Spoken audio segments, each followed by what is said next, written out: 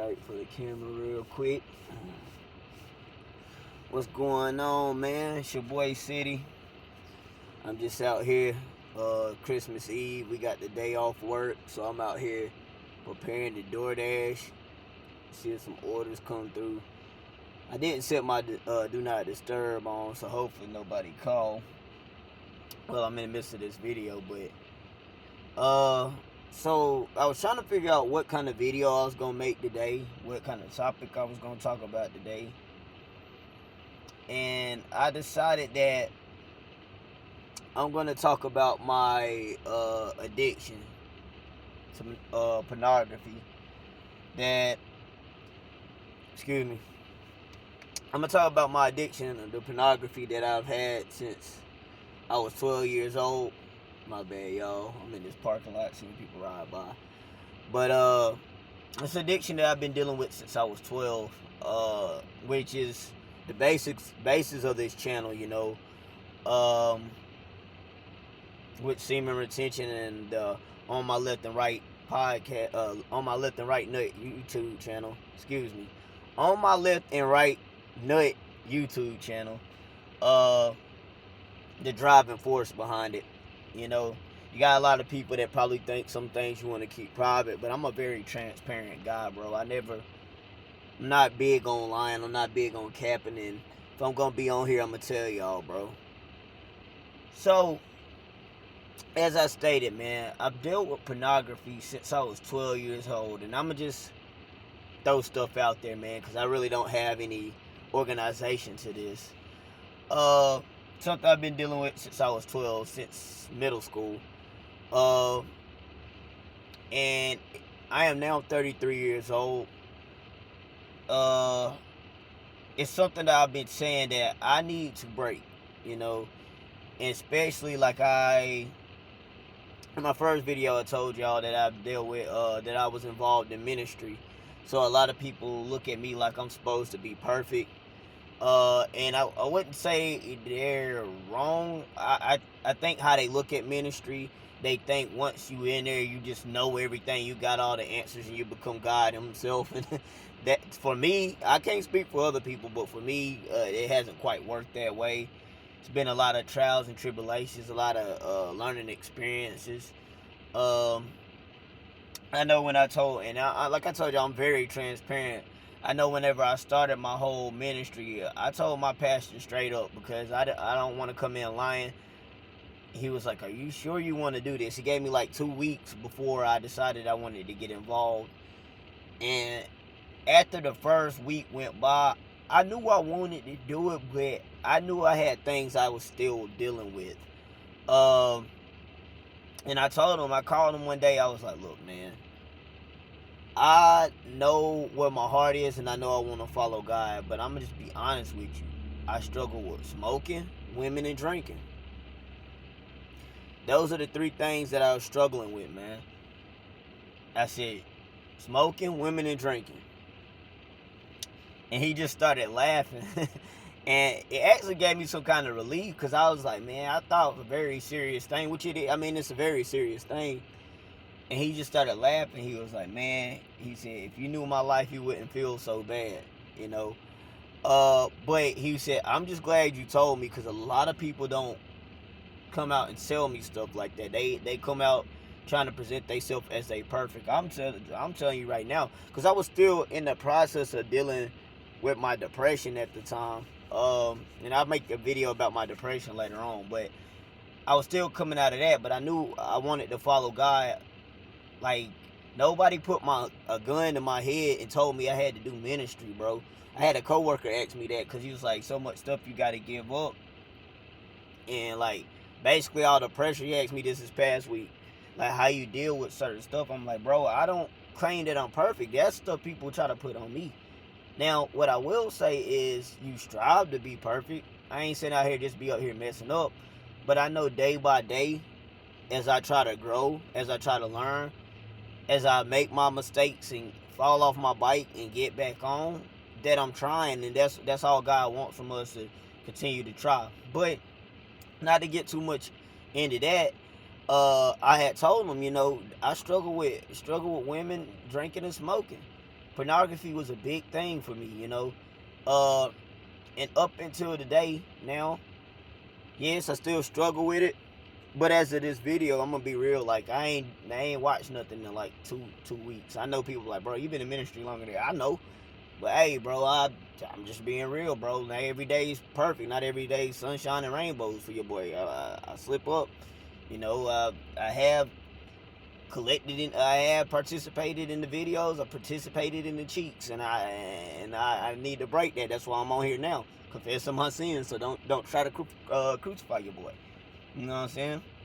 Try to crucify me for being honest with y'all. And that's another reason I want to be very transparent, because there's going to be some people that might want to get in the ministry or might get involved in church and feel like you got to be perfect to try for God, man. And there's different ways of how this looks. So this is my way. I feel like this is how God is using me to try to talk to people that's younger. But yeah, man. So I've been dealing with that since I was 12.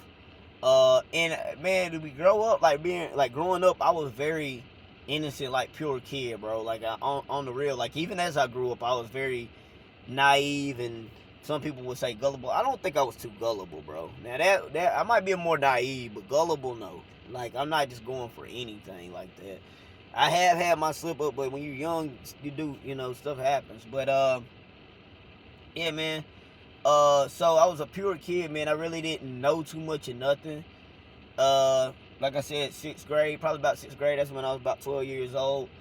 I got around a group of boys my age. We all the same age, man, and you know they start talking about things, you know, and as you're going, because of course 12 years old, that's around the time you're going through puberty. Your body start doing stuff that you're not used to. You know what I'm saying?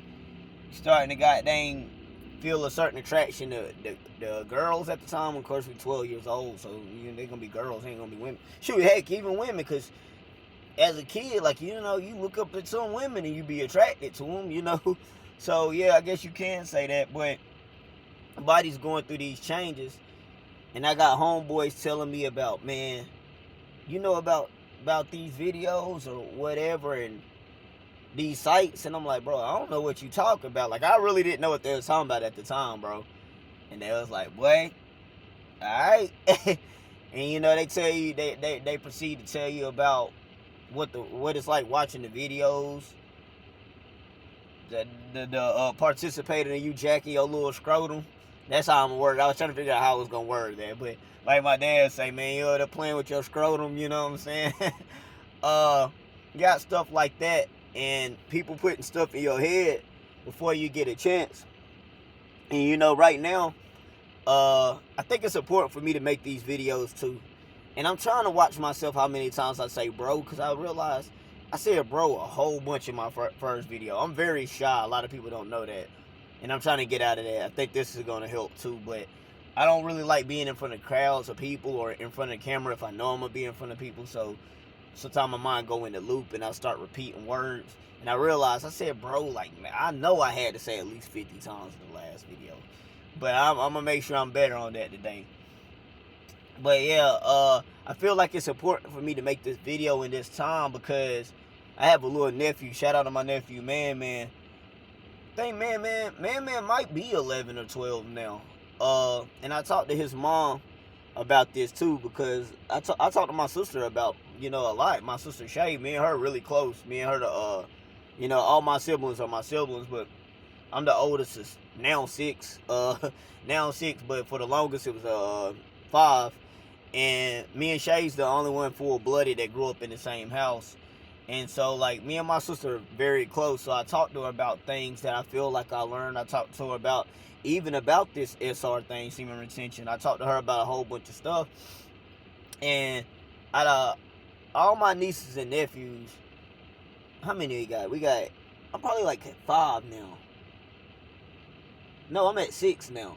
Because we got Jasmine with Jazzy J. My niece Mel. Got Man. We got Morgan. We got Sage. We got Amiri. So I got six nieces and nephews, and out of all the ones I just named, it's only one boy, which is Man. And so I be wanting to talk to him about certain stuff, but I don't want to be the influence on him that was put in my mind at this age. You know, he's still pure, and I talked to his mom. I'm like, I don't really want him to go down that path because it's a slippery slope, and I know how important this is now. Like, hindsight now, I'm 33 years old. I know how important it is not to be watching those videos, not to be releasing and just blessing or sleeping with multiple women. Now that I'm through that, you know, like, I ain't gonna lie, bro. My number count was low, bro, and then I went through my depression, and I ain't even want to tell y'all. You know what I'm saying? But I realized that ain't what you want. So I don't want that on my nephew. I don't want somebody young kid come up talking to him about stuff and he start trying to go find stuff out for himself. So man, later on, if you see this video, this Uncle Mel trying to tell you and warn you don't need to do that. This might be in some kind of time capsule later on. But I talked to my sister about, like, I don't want to get involved. She's like, I don't really think he's doing nothing like that. So I'm like, you know what? You his mama, I'm not going to say anything about it. But if he do, you find out or you think you're doing something, come holler at your uncle. Come holler at your uncle, man. Because I want to talk to you about some stuff. But it's very important, man, not to really engage in watching that. And that's something that, like I said, I'm 33 now. And getting cheeks ain't no issue, bro. It ain't, like I said, I'm in ministry, so I really don't, try to partake in that. I ain't saying I haven't. Even in my walk. I ain't saying I haven't because I'll be lying to y'all.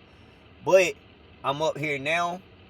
I'm at least a good 2 weeks strong, not doing anything. I haven't drunk. I haven't smoked. I ain't clapped no cheeks.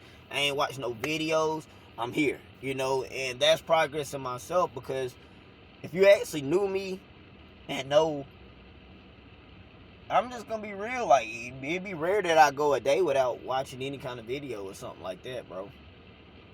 Or something happening.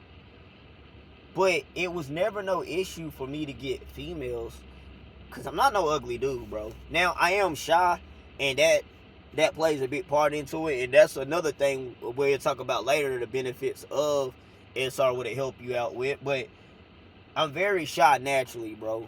Like, even in school, I never like being in big crowds. I'm an empath, too. So, like, I don't like being around a lot of people's energy. It drains me, man. And so, that's not been my issue. It's just like, I can be real, boy. I could have got some and still watch the video later on that day. Shoot, yeah, I could probably leave the room and go watch something, because I'm like, that's how, once you get in that mode, that's what this video is about. Like, these videos is gonna be about. Once you get in that sexual energy mode, bro, it's hard to turn off. It's hard to turn off. Like, when you're overly sexual or you're overly sexed or whatever, it's hard to just cut it off. At least for me, because I have a high sex drive, bro. I ain't even gonna lie to you. So, like, you might get some cheeks, and then the next thing you know, you watching some videos, man, and that's not good. It's not good for you. It's not good for the woman that you're dealing with. Because I used to have this ex, right? Not gonna say her name, but I was dealing with her in my younger 20s. And she used to bug out me watching these videos, bro. Like, she was like, you're cheating on me, and da-da-da. I'm like, what? Like, I can show you cheating.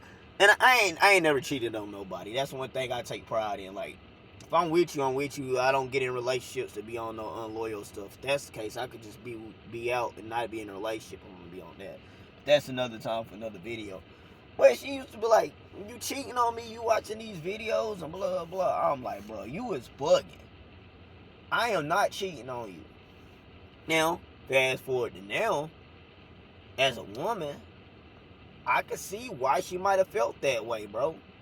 As a woman in her case, especially that I've been getting more knowledge and wisdom, like, getting more schooled on energies and, like, how the spiritual stuff work, bro, and how intimacy has a factor in different things, bro. I could see why she felt that way now. It's not actual cheating, because believe me, if I actually cheated, she would have been devastated. But it's a form of cheating. I can see how she could feel that way. especially spiritually, man. She might not feel like she was good enough or whatever. That ain't the case. I was just a nasty boy. I was just nasty, boy. Like, so like, yeah, man. So, I can understand why she might have felt that way. It's different things with it and how it can affect your relationships.